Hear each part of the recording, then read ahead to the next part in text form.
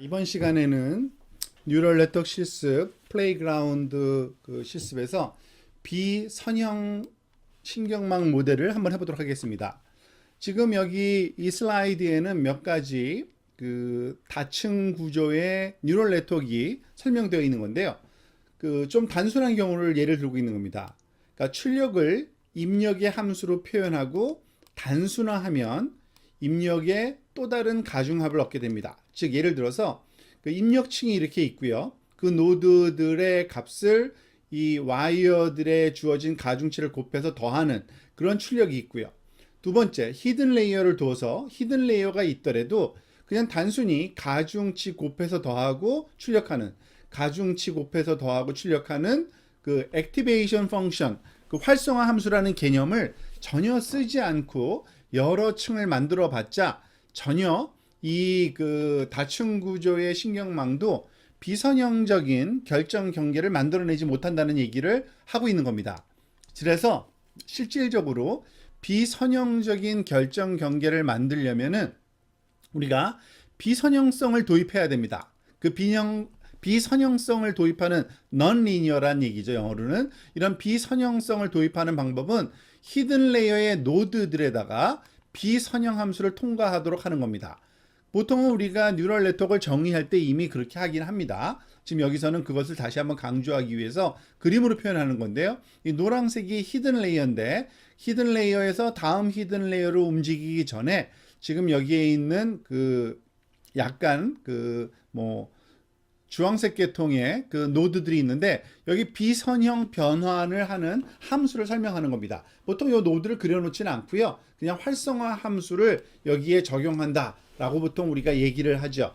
이렇게 활성화 함수를 적용하게 되면은 출력된 결과값의 그러한 경계면을 우리가 비선형적인 non-linear, 직선이 아니라 소위 곡선의 형태로 우리가 만들어낼 수 있게 되는 거고요.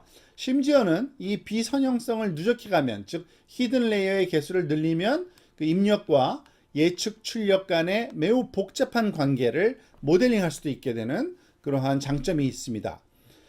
비선형성을 구현하는 활성화 함수는 여러 가지가 있긴 합니다. 그렇지만은 굉장히 다양하지도 않아요. 사실은 우리가 가장 많이 소위 사용하는 것 중에 하나가 시그모이드라는 것과 렐루라고 약자로 Rectified Linear Unit의 약자로 렐루 함수라고 부르는데요. 시그모이드는 보통 처음에 뉴럴 네트워크를 정의할 때 많이 설명되는 거죠. 보통 출력층이 0 또는 1의 값 중에 하나의 둘 중에 하나의 확률값으로 표현될 때 많이 쓰는 함수인데요.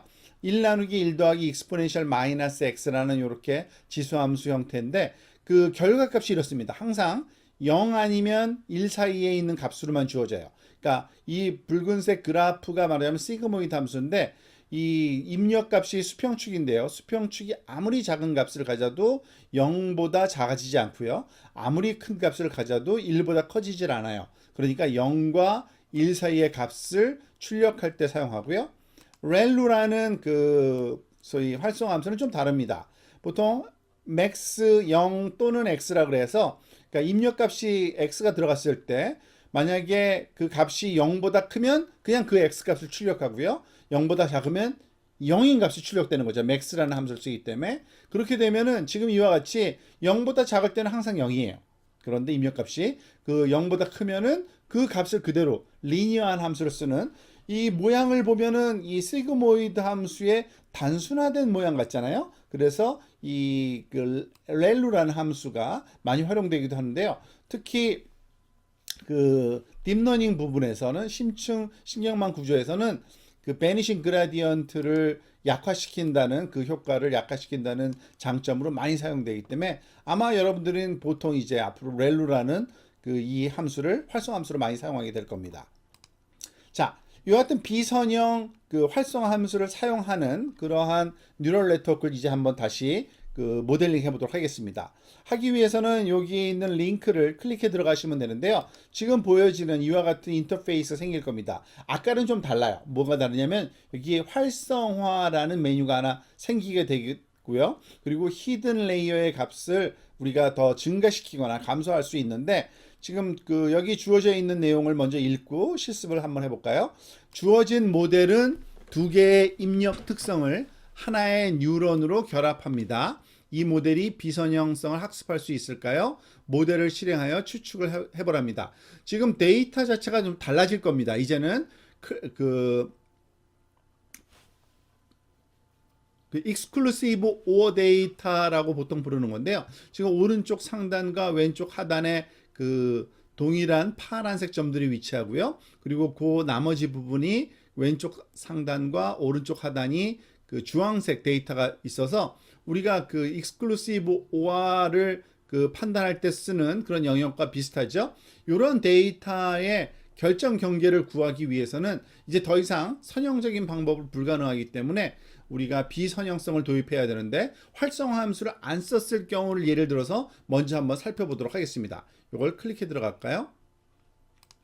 자, 이제 이와 같은 그 메뉴가 조금 더 달라진 그러한 그 플레이그라운드 그 프로그램 환경입니다.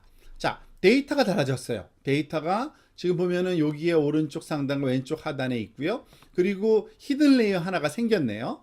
그렇지만 뭐가 달라졌냐면은 그 활성화 함수는 아직 안 고쳐놨습니다. 일단은 선형으로 한번 해보겠습니다. 선형으로 한다는 얘기는 뭐냐면요. 비선형적인 함수가 여기 적용되지 않으니까 그 곱하고 더한 것이 그대로 그 전달이 되는 겁니다. 자, 학습을 한번 시켜볼까요?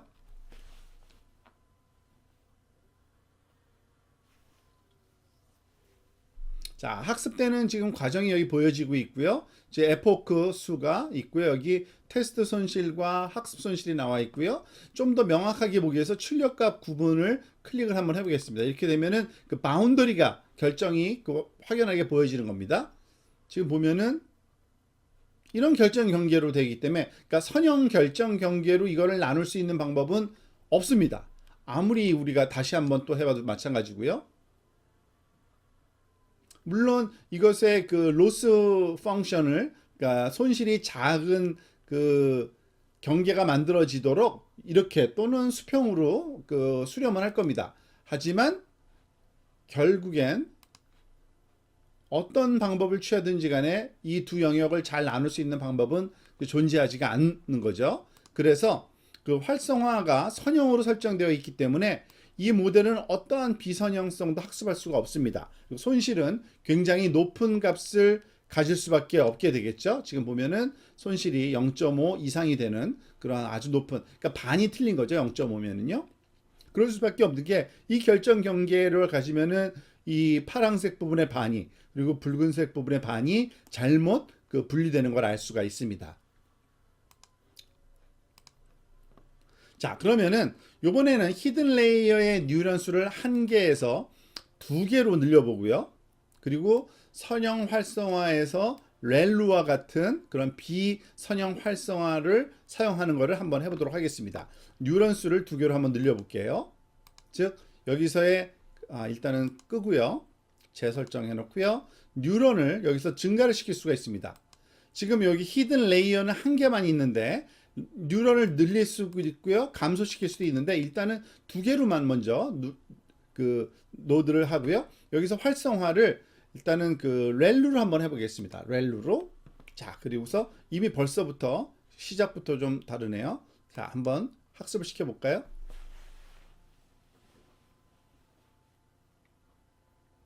자, 학습했더니 어떻게 돼요? 지금 보니까 이 부분과 이 부분이 그 왼쪽 상단과 오른쪽 하단을 나누고 있죠. 잘. 그래서 학습 손실은 0.2로 0.5였는데 아까 굉장히 많이 떨어진 걸 알 수 있습니다.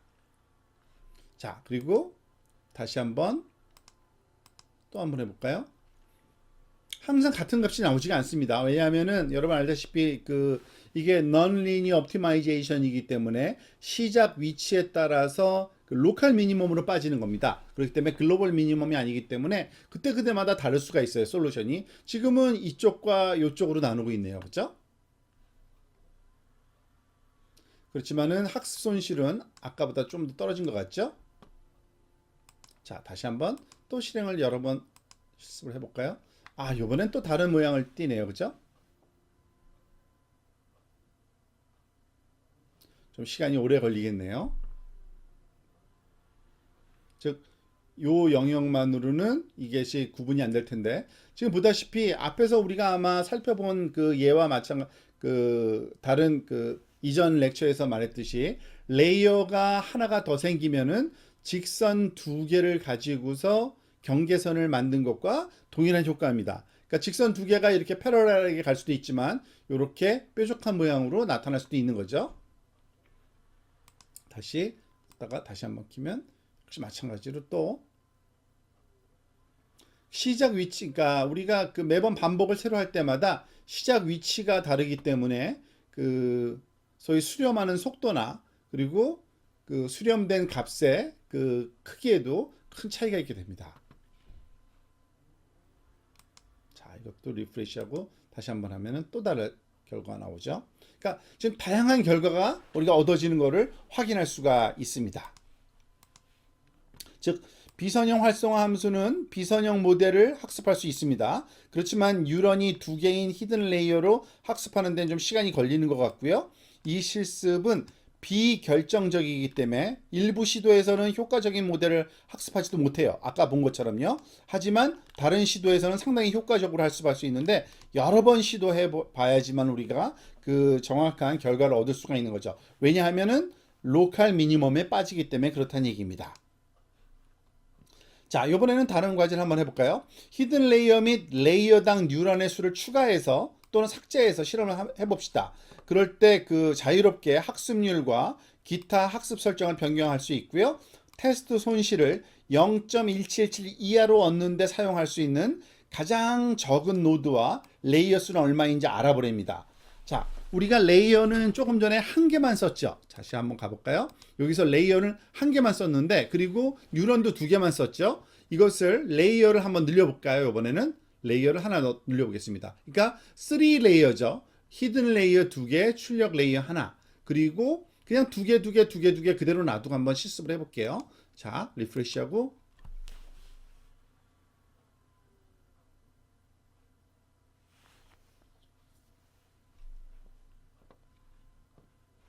시간이 걸리긴 합니다만 손실은 아까 0.17 어디로 낮춰보려는데 거기까지는 가진 않네요. 다시 한번 해보겠습니다. 학습률이 너무 낮은 것 같죠? 학습률을 약간 높여보겠습니다. 0.3으로. 지금 여기 학습률의 그 배율을 보면요. 보통 요 낮을 때는 10배로 그리고 요 중간에 1 주변에 0 주변에서는 한 3배 정도로 이렇게 그 증가시키는데 보통 이게 가장 많이 쓰이는 그런 그 룰 오브 썸입니다.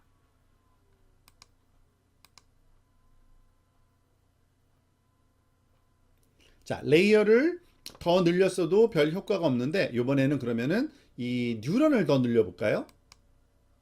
요거를 4개, 요걸 2개로 하고서 한번 실습을 다시 한번 해보도록 하겠습니다. 아, 확실히 달라지네요. 그죠? 즉, 요 왼쪽 아래 영역과 지금 0.176까지 얻어졌는데 테스트 손실에서는 0.181을 아직도 높네요. 그죠? 자, 이렇게 얻어지는 이유가 뭐냐면 지금 보다시피 그 첫 번째 그 히든 레이어는 우리가 생각할 수 있는 가장 단순한 그 직선의 그 각도 변화로만 우리가 그 패턴을 잡아내고요. 그것들을 조합해서 또 잡아내는 지금 여기 보여주고 있는 것들이 그런 것들인데 지금 여기 굵기 선들이 바로 그 와이어들의 그 가중치의 값의 크기입니다. 주황색은 네거티브 값이라는 얘기고요. 그 파란색은 포지티브 값인데 굵기가 굵으면 값이 큰 거고 굵기가 얇으면 크기가 작은 겁니다. 자, 지금 이 정도면 굉장히 잘 된 것 같죠? 0.163 그죠? 자, 요번엔 레이어를 한 번 더 늘려 봅시다. 그래서 처음엔 4개, 3개, 2개로 해서 학습을 한번 해보도록 하겠습니다. 자, 초기 값이 얼마나 중요한지 알 수 있는데 지금 그 아까보다도 훨씬 복잡한 그 네트워크 구조임에도 불구하고 잘 못 찾고 있죠. 다시 리프레시하고 초기 값을 다시 줘보겠습니다.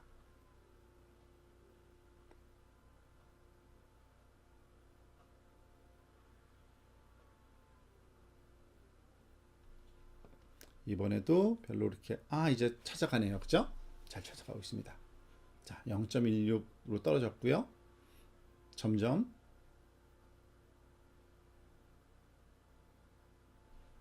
이 테스트 손실이 0.17까지 그 얻기가 쉽지가 않네요. 그죠? 그렇지만은 지금 굉장히 그 훈련 자리에선 잘 찾아내고 있고, 이건 아마 노이즈 값의 영향도 있을 겁니다. 노이즈를 조금 한 20 정도로 해서 다시 한번 실행시켜 보면은 노이즈 20에서 0.7, 아까 기준점이 0. 노이즈 35에서의 기준점인 것 같아요. 그렇죠? 너무 그 낮아지니까. 자, 학습 손실은 굉장히 쉽게 찾아지고요. 이 테스트 손실이 그 정도까지는 낮아지진 않지만 계속 수렴하고 있는 걸 알 수 있습니다. 그죠?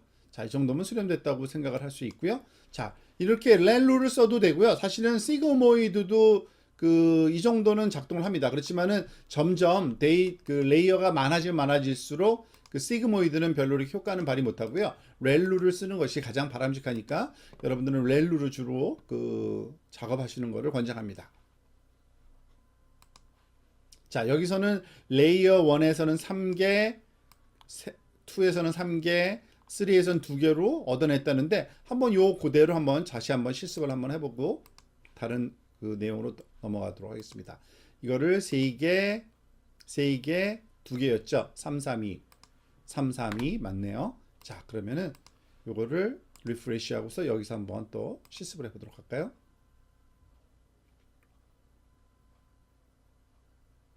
네, 지금 수렴 잘 하고 있네요.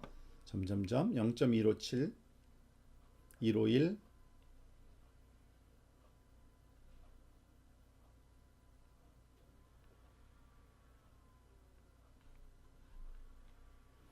학습 손실은 아주 쉽게 0.14까지 떨어지는데, 이 테스트 손실이 잘 떨어지질 않네요. 이걸 배치 크기를 한번 조금 늘려볼까요?